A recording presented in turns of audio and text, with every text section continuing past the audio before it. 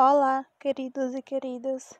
Hoje trago para vocês os primeiros capítulos do livro No Mundo da Luna, da autora nacional Carina Risse, publicado pela Verus Editora.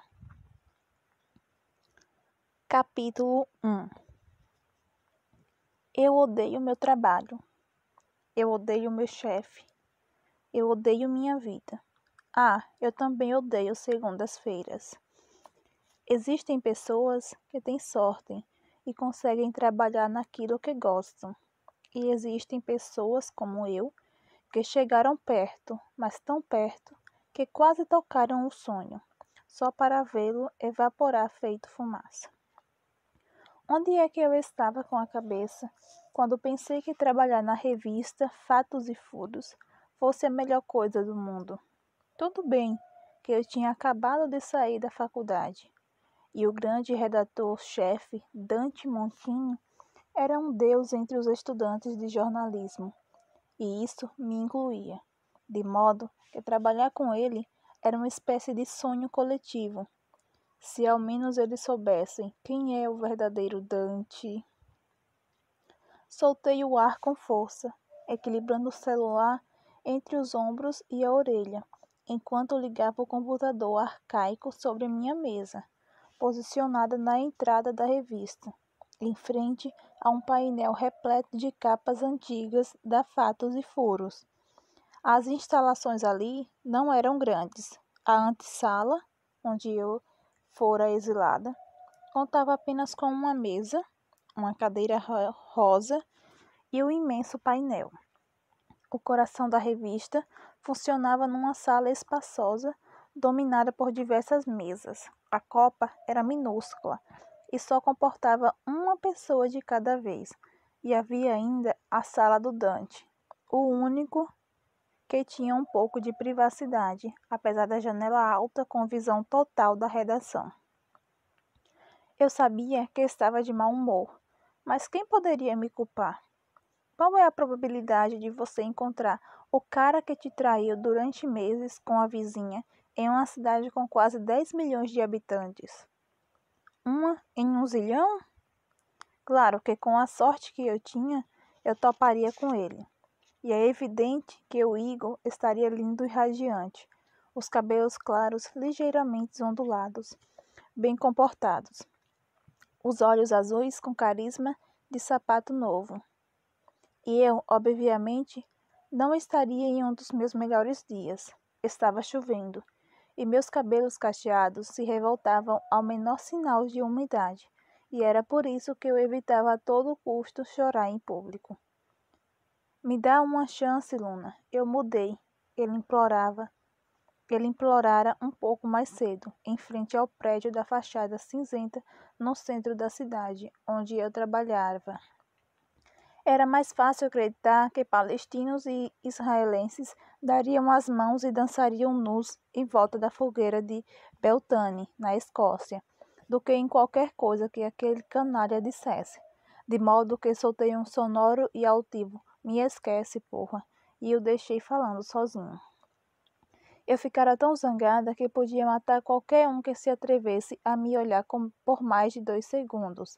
Então, passei a mão no celular e liguei para minha amiga, antes que pudesse voar sobre um dos engravatados que trabalhavam num andar debaixo da revista, em um escritório de advocacia, e que me lançavam sorrisinhos idiotas enquanto estávamos juntos no elevador.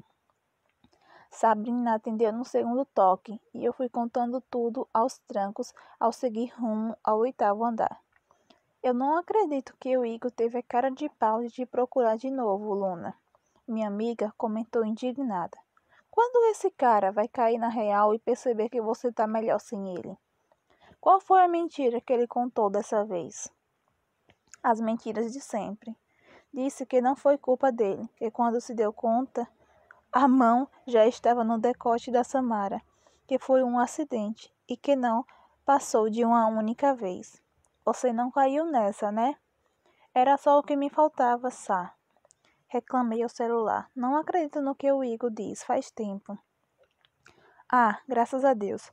Fiquei com medo de que você tivesse uma recaída e me obrigasse a te manter em cárcere privado para não fazer nenhuma bobagem. Eu ri. A Sabrina era a melhor amiga do mundo e também minha colega de quarto, por assim dizer.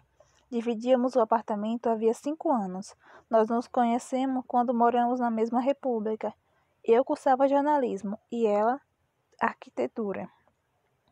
Ela era engraçada, sempre me entendia, e era a única pessoa que, vez ou outra, usava palavras como inócuo, acurado, loquaz, incólume, e esse tipo de coisa que ninguém nunca usa sem parecer idiota.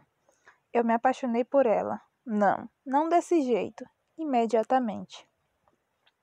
Minha amiga estava se dando bem na vida, conseguiram uma vaga na renomada Oliver Design como estagiária anos antes e acabou sendo efetivada, além de se tornar assistente do figurão.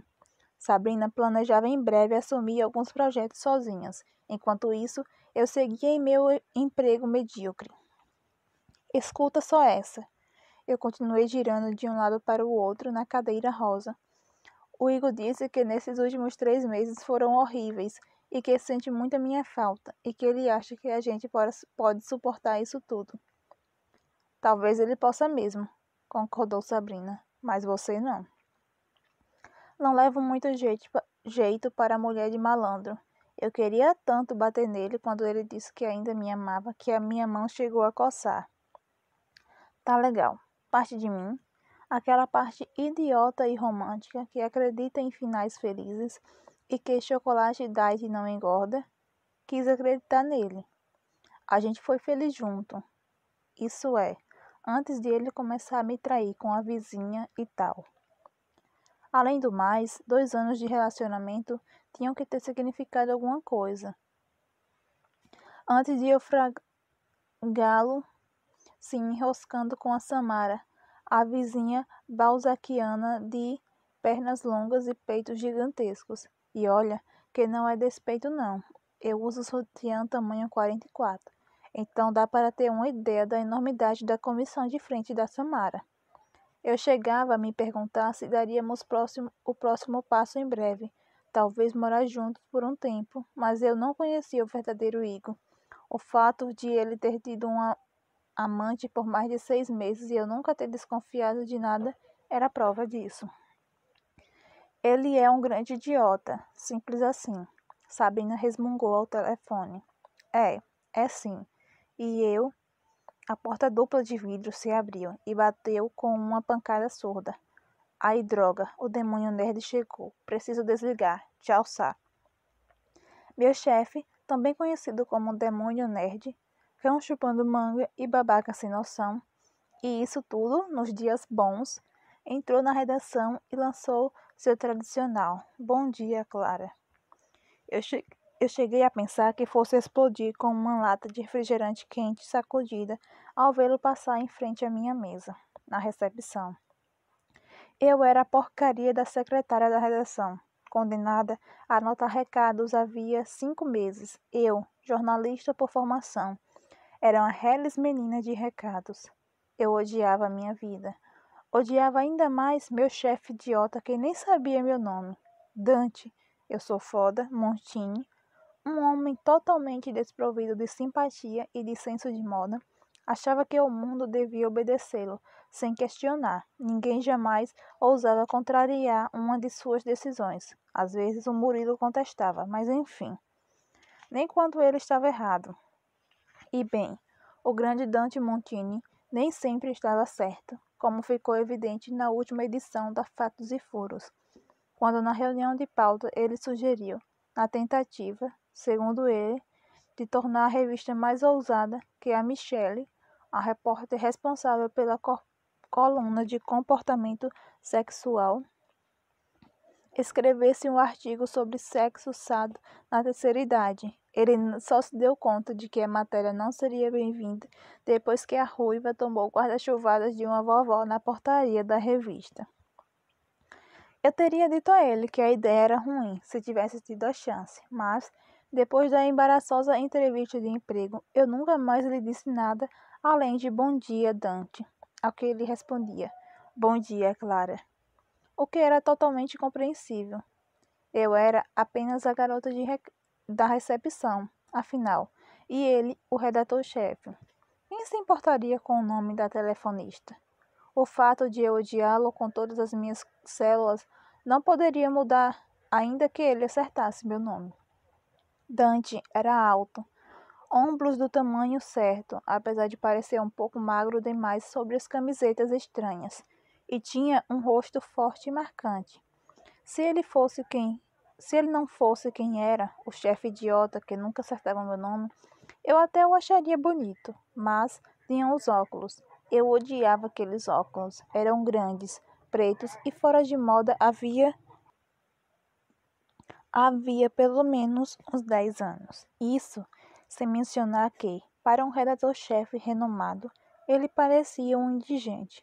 Quando não estava vestindo uma camiseta com estampa esdrúxulas, esculhambava nas gravatas ridículas. A que tinha um teclado de computador estampado era melhorzinha. O que nunca variava eram os jeans, todos iguais, cortes tradicionais combinados com tênis de lona preta. Eu nunca tinha visto seus cabelos penteados desde que começara a trabalhar ali. Eles apontavam para todas as direções de um jeito estranho, como se ele acordasse e simplesmente os deixasse daquele jeito. Bom dia, Dante, respondi para não quebrar o roteiro. Quero todo mundo na sala de reuniões em 20 minutos, anunciou ele, com o tom grave e autoritário de sempre. Certo, mas nem todo mundo chegou aí. Eu disse 20 minutos.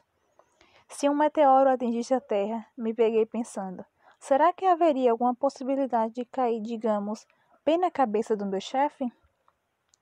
25 minutos e 7 telefonemas histéricos depois, consegui acomodar toda a equipe da Fatos e Furos na sala de reunião fria e impessoal, porém bem iluminada graças à imensa vidraça que ia de uma parede à outra. As paredes nuas e brancas constavam com as cadeiras negras. A longa mesa de madeira, cor de mel, dominava todo o espaço, e no canto, um quadro branco se equilibrava sobre um triplé metálico, no qual se lia, em tinta azul, a pauta da semana. A equipe de jornalistas encolhera recentemente. Naquela quarta-feira, e devo ressaltar que Dante havia mudado o roteiro, porque as reuniões sempre aconteciam às segundas e quintas-feiras, o quadro de repórteres se resumia a Murilo Velasquez, o queridinho do chefe, Adriele Pacheco, que conseguia flagrantes de celebridades com a mesma rapidez que conseguia processos judiciais, Júlia Lisboa, a garota por trás da coluna de cultura e estilo de vida, Michele Brito, que escrevia sobre sexo e tudo que se relacionasse ao tema, Kari Paestana, que sempre descolava uns produtos de beleza bem bacanas com os anunciantes de uma coluna de moda e beleza, e Elton Reis, o design gráfico caladão que passava o dia com a cara enfiada na tela do computador ou nos panfletos que Michele recebia de algum sex shop. Eu estava organizando os copos de água mineral sobre a mesa quando Dante entrou, batendo a porta branca atrás de si. Muito bem, vamos resolver essa merda de uma vez. Assustada, derrubei um dos copos ao som de seu rugido. Ainda bem que estava lacrado. Infelizmente, apenas o copo permaneceria assim. Mas lacrar a boca de Dante era um sonho que eu acalentava com carinho durante os últimos 5 meses. Eu pretendia sumir dali rapidinho, como sempre, mas quando me movi rumo à saída, dei de cara com Dante. Ele me lançou um olhar frio por sobre os óculos, de modo que achei melhor ficar no fundo da sala, colada à parede. Tá legal. Eu não era a pessoa mais corajosa do mundo. Convoquei essa reunião de emergência para deixá-los a par das mudanças ocorridas de ontem para hoje, e falou sobre a perda de 2 grandes profissionais devido aos recursos financeiros escassos de que a revista dispunha. Soraya, a menina do horóscopo, aceitara a proposta de um grande jornal de circulação nacional, e Kleb, o fotógrafo faz tudo, tinha debandado para a principal concorrente da Fatos e Furos. a revista na mira, e Dante estava furioso com isso. Eles receberam propostas que não pude cobrir, ele continuou, fitando cada rosto, exceto o meu, claro. Se alguém aqui está pensando em seguir os mesmos passos, que fale agora mesmo. Ninguém abriu a boca. Sempre fui honesto com vocês e pretendo continuar assim. Estamos sem caixa, o número de assinaturas estagnou. As vendas nas bancas subiram apenas 3% no último trimestre. Esta revista estava prestes a fechar as portas quando assumi o cargo de redator-chefe e, com muito esforço, consegui tirar fatos e furos do buraco. Só que ainda não chegamos lá. Alguns anunciantes estão passando por dificuldades e não renovaram os contratos. Vamos ter que batalhar por novos patrocinadores. As próximas edições serão cruciais para nós. Não haverá novas contratações. Como assim? Adriele perguntou, retorcendo com o indicador uma mecha do cabelo liso e castanho. Os lábios de Dante se transformaram numa linha pálida. Pensei que tivesse sido claro, Adriele. A equipe se resume aos que estão nessa sala. Por um momento, cheguei a pensar que ele estava me incluindo, mas não. Ele nem sequer notava minha presença ali no fundo, de pé. De agora em diante, ele prosseguiu, cada um de nós desempenhará mais do que a própria função. Vamos nos adaptar e tentar sobreviver até que os investidores renovem os contratos e as vendas melhorem. Não vou mentir, nosso rabo está na reta. Murilo, o cara mais fera no que se relaciona a cenário político, resmungou. É só uma crise, vai passar. Sim, é o que todo mundo diz. A população está cortando gastos supérfluos e isso inclui assinaturas de revista. Com a internet trazendo notícias em tempo real, eu duvido que ainda tenhamos meios de comunicação impressos em 30 ou 40 anos. Seus olhos focavam cada rosto daquela sala, enquanto ele falava. Menos o meu, claro. Não sei nem por que eu ainda me dava o trabalho de notar essas coisas. Estou trabalhando para modernizar Fatos e Furos, e em breve lançaremos a revista digital. Mas até que isso aconteça, temos um problema mais imediato a sanar do que a extinção de revistas e jornais, a extinção do nosso emprego. Engraçado, como ele sempre incluía a equipe toda nos problemas. Era sempre nós, isso, nós, aquilo, nunca eu. Uma bagunça generalizada se instalou. Todos falavam juntos. Não posso fazer as entrevistas e as fotos ao mesmo tempo. Murilo coçou a cabeça loira. Já contratei um freelance, Murilo, explicou Dante. É tudo o que podemos pagar no momento. Ele deve aparecer por aqui amanhã. E vocês se acertam. Júlia, sua coluna tem recebido boas críticas. Tenho certeza que você pode melhorar ainda mais. Parece que o meu melhor nunca é o bastante. Ela resmungou e soltou um suspiro.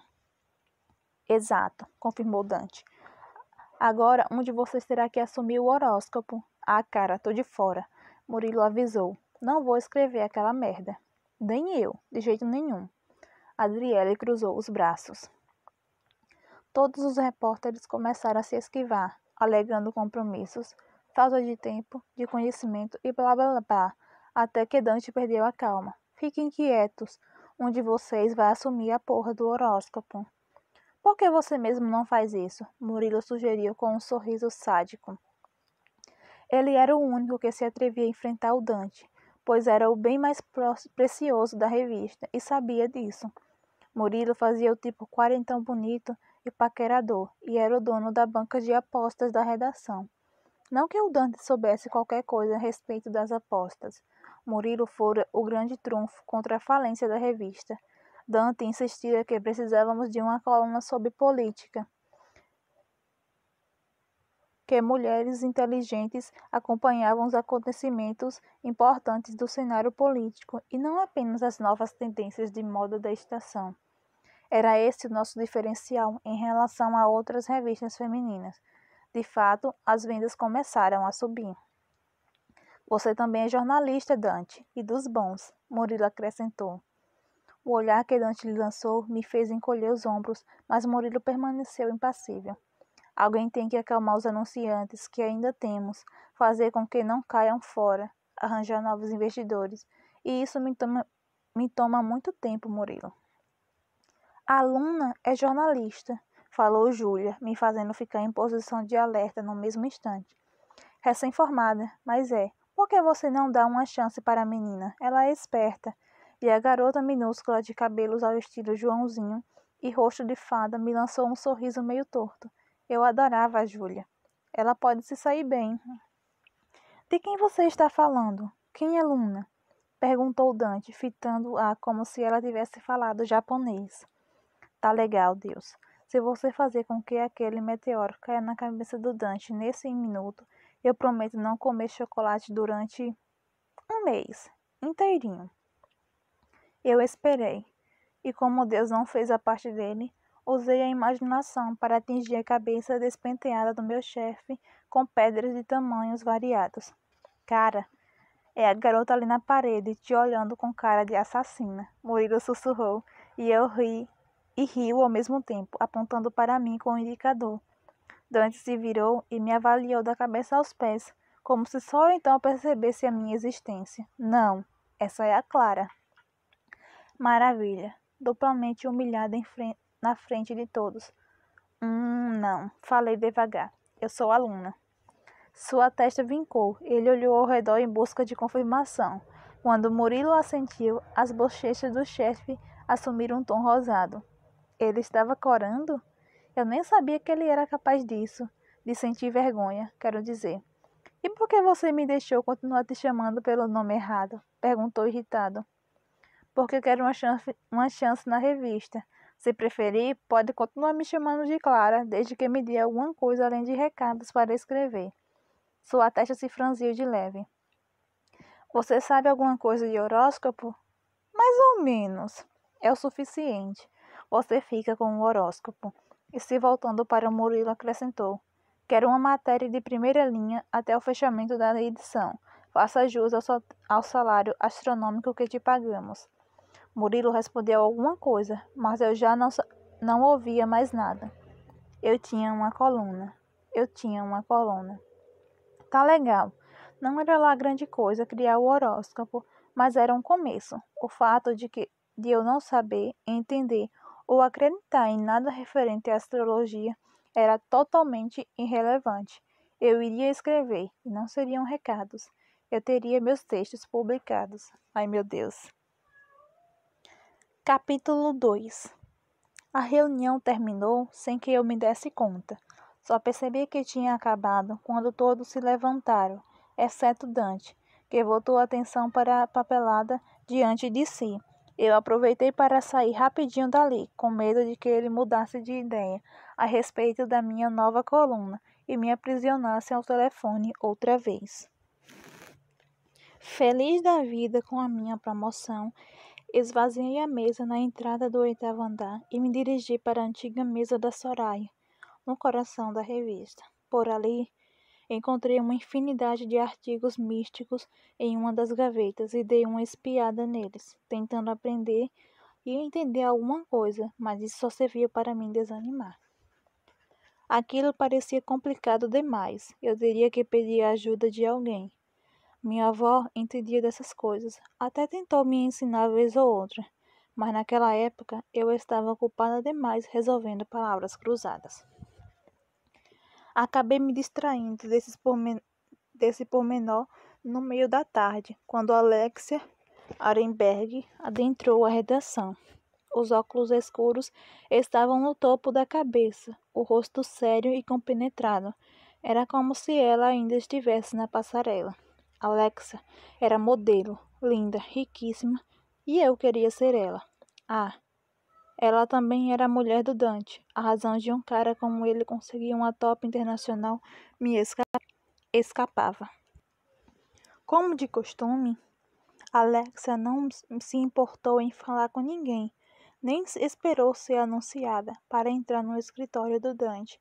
Estava acostumada a tratamento VIP, não seria diferente ali. Pouco antes do fim do expediente, porque notícias não dão aviso prévio, a redação virou um pandemônio. Os telefones não paravam de tocar. Um roqueiro havia entrado em coma devido a um diabetes nunca antes divulgado. E A Adriele quase teve um orgasmo de alegria. Murilo recebeu um telefonema antes de sair desavorado para porta fora, pois, segundo uma de suas fontes, o prefeito fora visto com a amante entrando em um hotel. Soltei um suspiro, observando-os tomarem seus rumos, até as histórias fantásticas que ficariam na boca do povo por dias, enquanto eu permanecia ali, olhando para uma pilha cheia de números, rabiscos e desenhos de planetas. Definitivamente, eu odeio a minha vida. Alexia, por fim, saiu do escritório do chefe. Dante a acompanhou até o elevador, e eu tentei não olhar quando os dois trocaram um beijo rápido. Não que qualquer tipo de contato físico mais íntimo fosse permitido na Fatos e Furos, mas ei, o cara era o chefe, ele podia fazer o que bem entendesse. Algum problema, Luna? Ele perguntou, depois que a mulher foi embora, enfatizando o meu nome, se plantando em frente à minha mesa e observando a pilha de mapas astrológicos. Não. Tudo bem. Tudo ótimo. Só estou me familiarizando com o material. Ele assentiu, olhou discretamente para os lados e voltou a me encarar. Escuta. Sobre o seu nome? Ele colocou as mãos nos bolsos do jeans. Eu tinha certeza que seu nome era Clara. Não é. Falei, encarando o homem Simpson que corria atrás de uma roqueira na sua gravata. De uma rosquinha na sua gravata. Ele inclinou a cabeça para o lado, os olhos atrás dos óculos horrorosos me fitavam com seriedade. Agora eu sei disso. Aquilo era um pedido de desculpas? Não, claro que não. O Dante não se daria esse trabalho a menos que estivesse chapado de vodka ou de algum medicamento que mexesse com a sua sanidade. E eu tinha quase certeza de que ele não tinha feito uso de nenhuma das duas coisas. Está tendo dificuldade? Ele apontou para o mapa astrológico. Sim. Não. Esse material é muito bom. Excelente mesmo. Que bom, porque preciso que você me entregue o horóscopo até quinta. Mas isso é amanhã. Bem-vinda a Fatos e Furos. E me deu uma piscadela, sorrindo meio torto. O que me pegou completamente de surpresa, pois eu não sabia que o Dante era capaz de sorrir, ainda que fosse apenas uma insinuação de sorriso, se bem que, pensando melhor, ele havia sorrido uma ou duas vezes quando me entrevistou para a vaga de secretária. Em seguida, ele se trancou em sua sala e eu gemi, apoiando os cotovelos na mesa e afundando a cabeça nas mãos. Eu tinha um prazo a cumprir e nenhuma ideia de como executar a tarefa.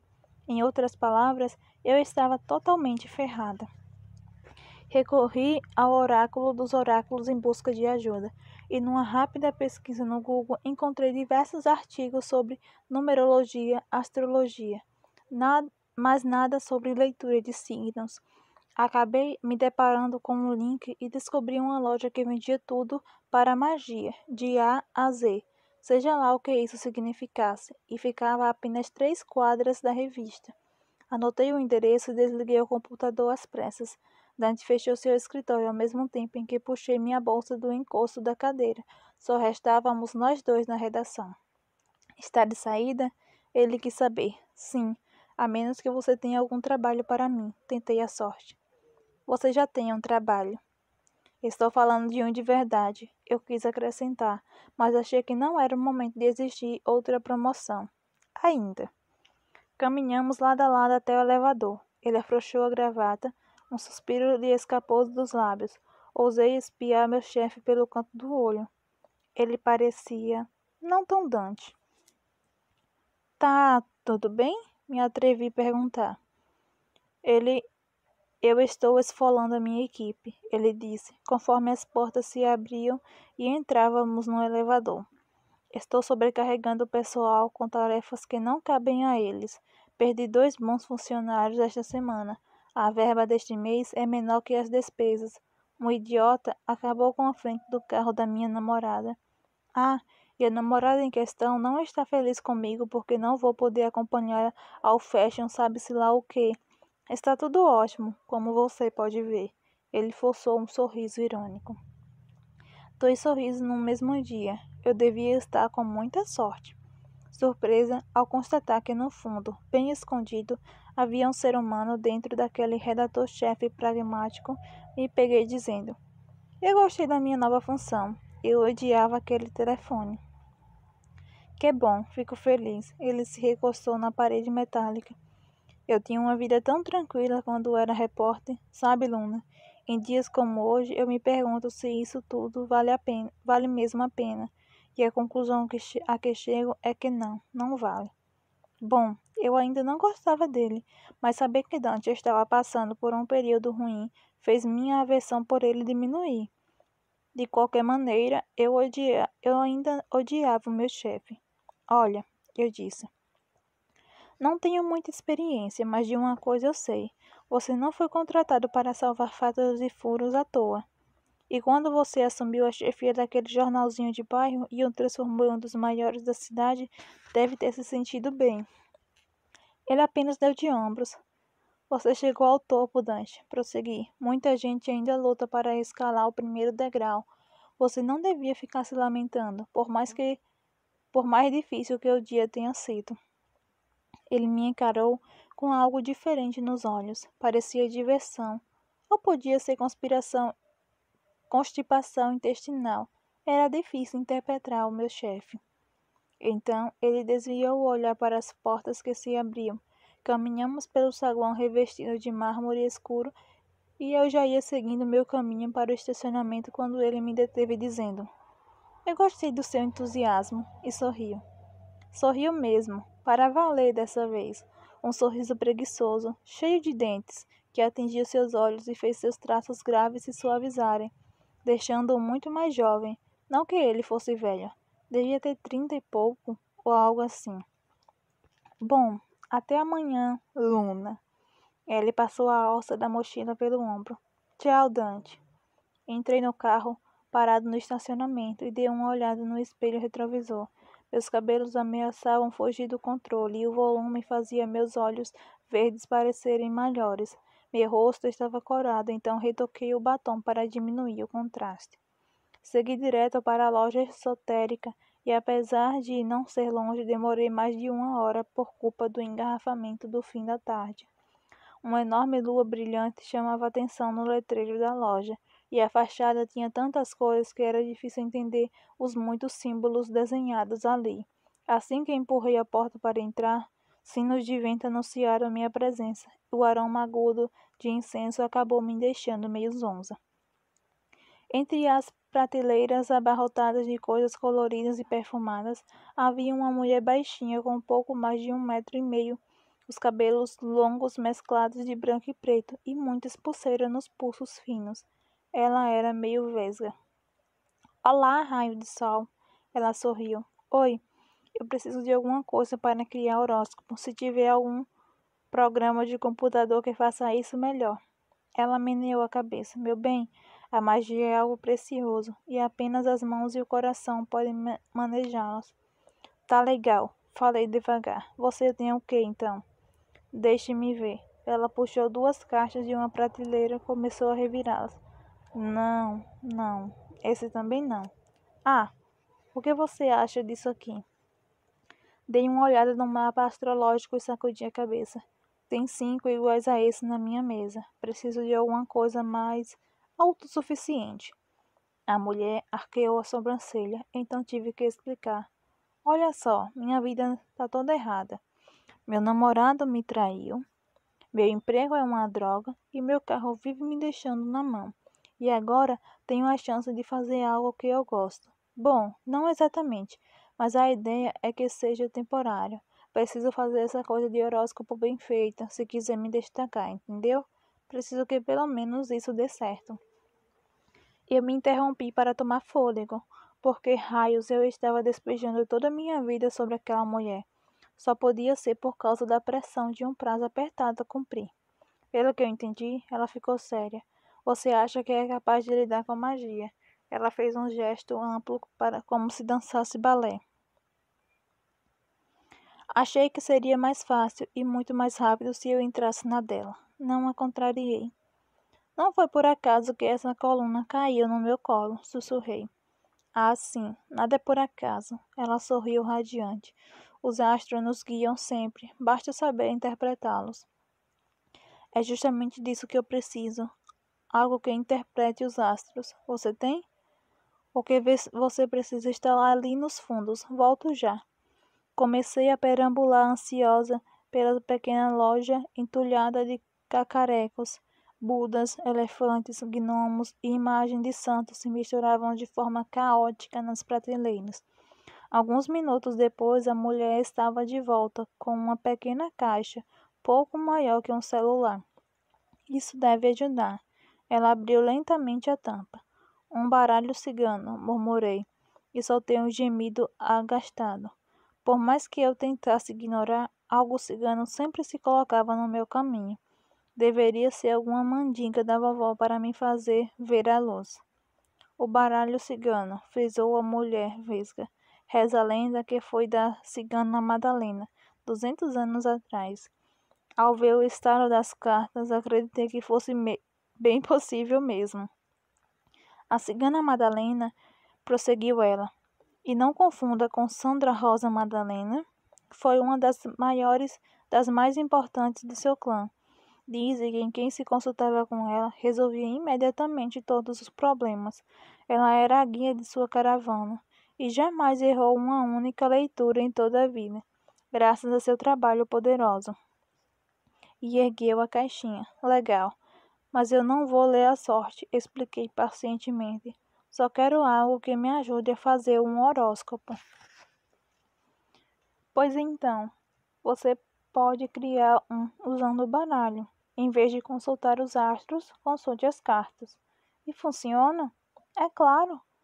Há muitas maneiras de prever o futuro. Ah, sim, mas é claro. Como se isso fosse possível. Nem a previsão do tempo dava certo. Imagine saber o que ainda nem aconteceu. Concordo que, tendo em vista a minha árvore genealógica, eu deveria ser mais crente e tudo mais. Mas simplesmente não conseguia acreditar que alguém fosse capaz de adivinhar o futuro olhando para um baralho. Embora eu tenha que admitir que Rosa Cecília acertava às vezes. Quase sempre. Tudo bem, ela nunca tinha errado comigo, mas isso não provava nada. Isso é o melhor que você tem? Perguntei desanimada. Não faça essa cara, meu bem. Você tem algo muito poderoso nas mãos. Com esse baralho, você poderá manipular o destino. Imagine as possibilidades. Suspirei. Eu não fazia ideia de como usar um baralho cigano, mas parecia mais fácil que os mapas astrais. Além disso, eu tinha certa experiência com cartas. Era muito boa no poker e tudo isso serviria para alguma coisa. Ou eu poderia parar de inventar histórias e pedir ajuda a quem realmente entendia do assunto. Tudo bem, eu fico com ele. Quanto custa? Peguei a carteira. R$ 100. Por esse baralho sujo e velho? De jeito nenhum. 85. Por 85 consigo comprar uma cigana inteira, não apenas o baralho. Fiz menção de colocar a carteira de volta na bolsa. 50. Fechamos por 50. Ela ergueu as mãos na altura dos ombros, se rendendo. É mais razoável. Eu lhe entreguei o dinheiro. Inesperadamente, a mulher minúscula, com suas roupas coloridas e esvoaçante, agarrou minha mão, fechando os olhos e inspirando fundo. Quando voltou a abri-los, ela sorriu. Sua magia é forte. Use-a com sabedoria e nunca em benefício próprio. As cartas não permitem. Alertou com a voz baixa e séria. Seus olhos não se fixavam em nada mais do que por mais de 2 segundos, como se ela não estivesse ali. Eu quase dei risada. Magia em mim? Que ridículo! Nunca houve nada mágico em mim, nem com os homens. Como eu não queria ser mal educada com a única pessoa que se dispôs a me ajudar naquele momento, respondi. Claro, claro, vou tomar cuidado. Que assim seja. Ela assentiu e, num piscar de olhos, voltou a seu estado efusiante, de modo que, depois de ela me entregar o baralho, me mandei dali rapidinho. Quando alcancei a calçada, enchi os pulmões, sentindo certo alívio por me afastar do cheiro adocicado e enjoativo dos incensos. Peguei o carro e dirigi para a periferia da cidade, seguindo em frente até chegar à zona rural, para tomar uma pequena estrada de terra batida e pular feito pipoca no interior do meu taigo. Parei a poucos metros da casa amarela. A tenda de tecidos ali perto constatava com uma habitação grande e moderna de 2 andares, mas eu já tinha me acostumado. Foi ali que meu irmão e eu vivemos por quase 5 anos. A figura esguia e colorida surgiu no horizonte. A longa saia laranja dançava com a brisa, os cabelos negros e compridos escondidos sob o lenço roxo. Suas pulseiras douradas capturavam e refletiam os últimos raios de sol. A cesta de palha que trazia numa das mãos estava cheia de ervas. A velha cigana olhou para mim, e seus olhos cansados e cheios de rugas sorriram. Sorri de volta, acenando. Oi, vó!